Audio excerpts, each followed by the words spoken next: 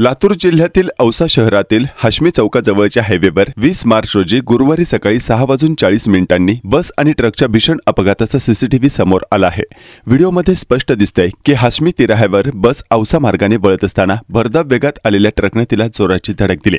या धडकेमुळे बस सिग्नलला जाऊन धडकली। त्याचवेळी सिग्नलजवळ भाजी विकणाऱ्या एका व्यक्तीचा बस खाली आल्याने जागीच मृत्यू झाला। ही संपूर्ण घटना परिसरातील दुकानात लावलेल्या सीसीटीव्ही कॅमेऱ्यामध्ये कैद झाली आहे।